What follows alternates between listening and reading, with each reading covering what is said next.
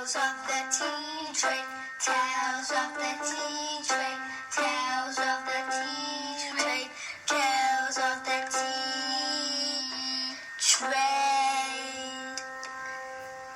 Hello, I'm Michelle Commins. And I'm Rob Commins. And this is Bruno, our tea dog. And welcome to our weekly YouTube update following on from our Saturday Instagram live sessions. In those, we look at a different topic each week. This week we began with beginnings.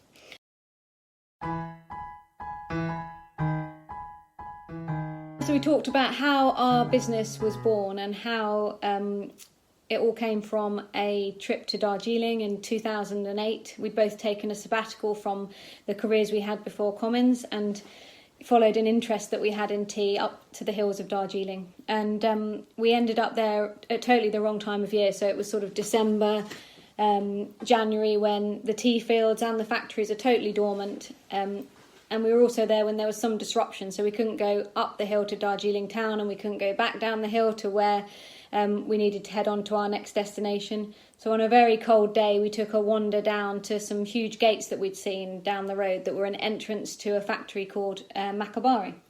Now we know that Makabari was one of the most pioneering estates in Darjeeling.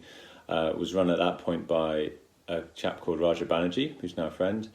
And he organised, when he heard we were there, organised for us to look around his factory and have a walk around his estate. And it all finished up in his office and his tea tasting room, tasting some of his finest teas.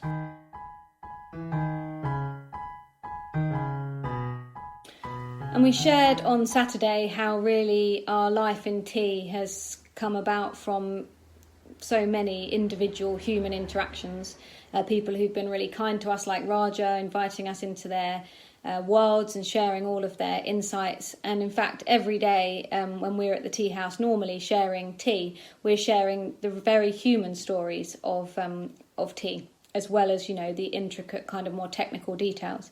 So on this YouTube update every week, we're hoping to bring you the voices of some of the different people that we work with. And today we're going to bring you the voice of Bhawesh, who's one of our really good friends in Darjeeling, who is a small cooperative farmer.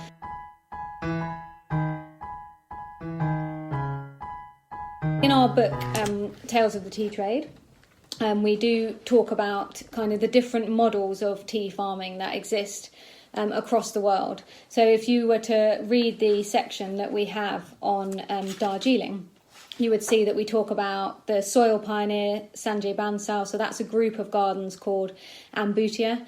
Those of you who've drunk our Rainbow Darjeeling will have enjoyed tea from this group. So they're biodynamic, organic collection of estates. We talk about Glenburn, and we also talk about our great friend Sonia down at Nuxalbari, and they are family-run gardens. Sonia is a fifth generation tea planter. And then we also talk about the cooperative model, which is what Bhawesh is going to share with us today. So since our last Instagram live last Saturday, we had a chat with Bhawesh out in the hills of Darjeeling. And we asked him whether he would like to share a bit of his story and also update what's going on in the light of this current crisis that we're all living through. So we're going to pass over to him now to just give an update, and then we're going to come through the video with a couple of interruptions to talk about some of the specific areas of interest that Bhawesh touches on in his video. So we hope you enjoy.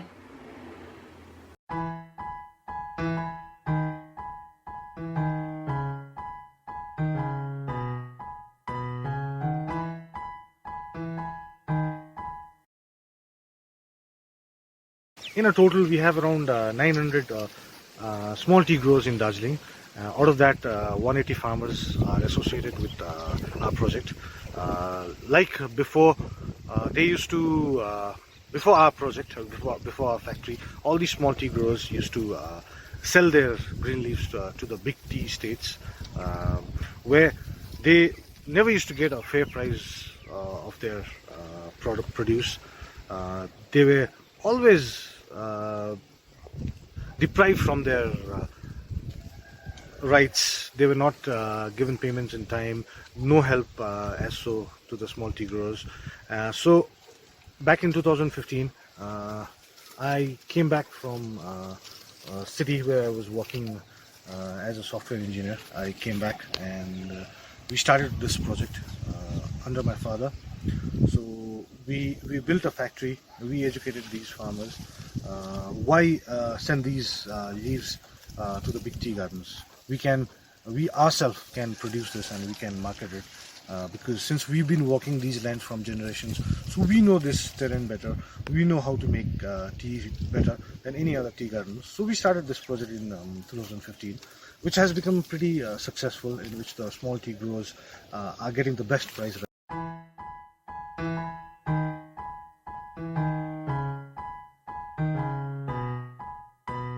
What we do is we keep aside a certain percentage of our profit. We give it back to the farmers. How we do it is we help them in a lot of projects, like we help them in irrigation, we help them in education of the farmers, we help them in technical support, like how to pluck your tea, how to go around taking care of your bushes. And that's how we've been helping from last 2015, and those farmers which are associated with our project are very happy and very satisfied.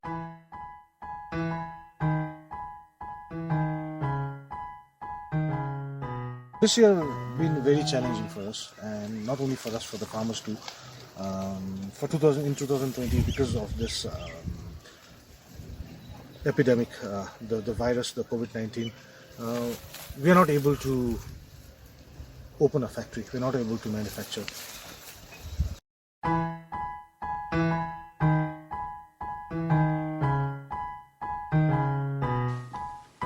So one of the things we talked about on Saturday was the fact that you will often hear first flush, second flush, autumn flush, Darjeeling, and that was something that you were going to talk about.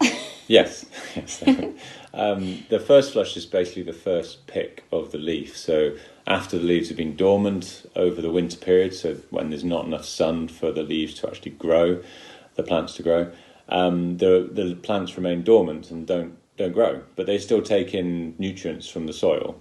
When the sunshine returns in by March, April, the plants begin to grow, and it's that first flush, that first peak in growth, where it brings all those lovely nutrients out and gives it a very brilliant taste, delicate taste, that Darjeeling is characterised by. Later on in the year, about June, July is the second flush. The leaves don't have the same delicacy, but they develop more of a sort of muscatel flavour, sort of grapiness, and that's very characterful of Darjeeling as well. And then much later on in the year, you get the autumnal flush. So an understanding of when the tea has been picked and processed allows you to understand the flavours that you get from them.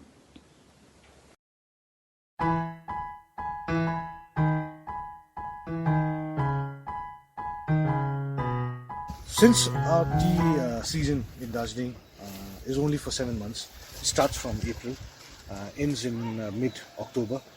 So we've been closed from November, and we had a very huge expectation this year because the weather was good for a very fair and very nice first flush. But unfortunately, our country went into lockdown just before we started our season. The farmers right now are facing a lot of problems. They're not able to pluck their teas. If they pluck their teas, they're not able to send it to us because of transportation. Everything is closed. We're not able to manufacture because the government has closed all the factories.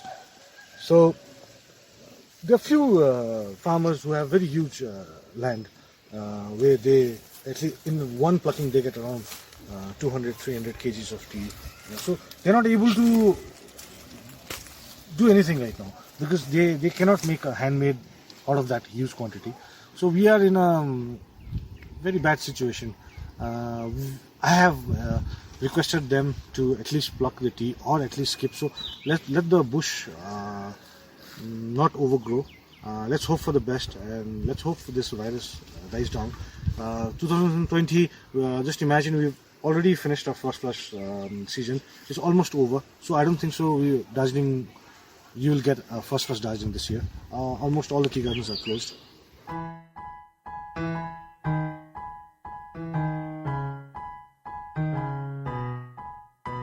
For me, my small plot, what I'm doing is I'm trying to make a handmade, not using the machines. I'm making handmade teas, but in a very small quantity that will be consumed by my friends and families. So let's hope that the second flush, which starts from June, we can full-fledgedly we can start our second flush.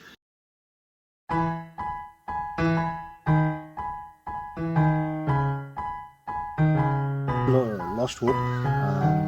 There's a saying that health is important, so let's hope we will sacrifice our first flush this year.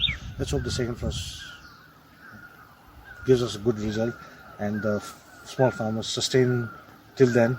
And but we've been and we will try to help them in our capacity. Let's see, and I hope that all the tea lovers all around the world would understand our creed and they can contribute somehow. That's it which I wanted to tell you. Thank you so much from Darjeeling. Bye-bye.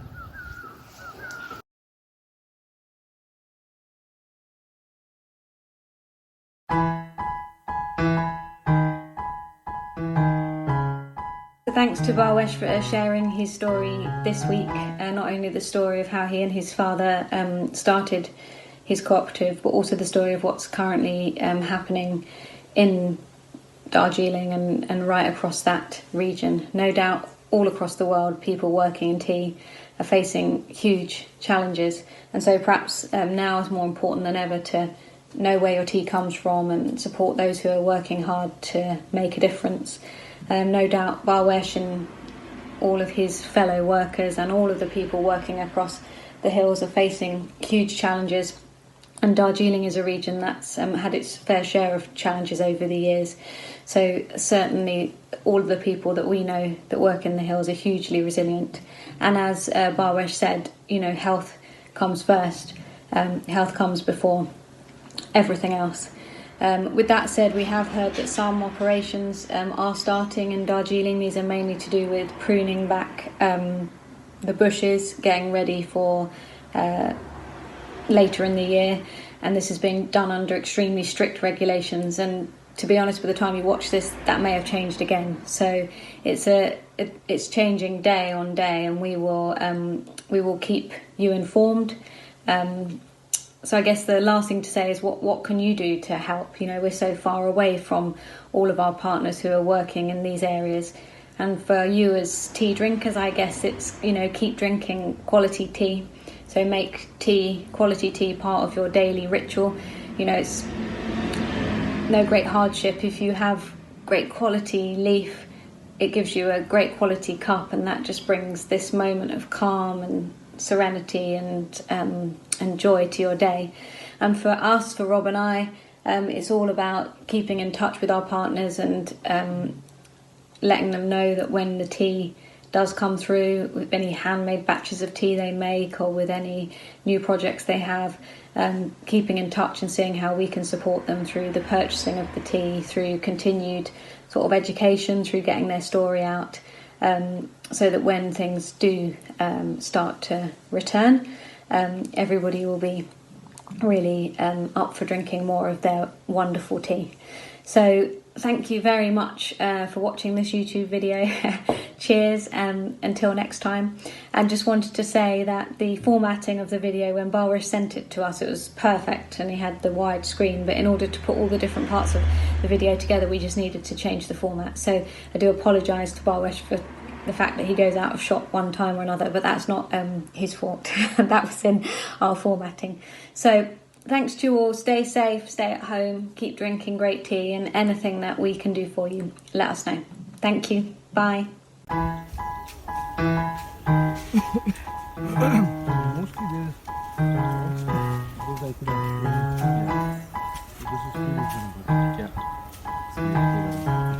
is the standard which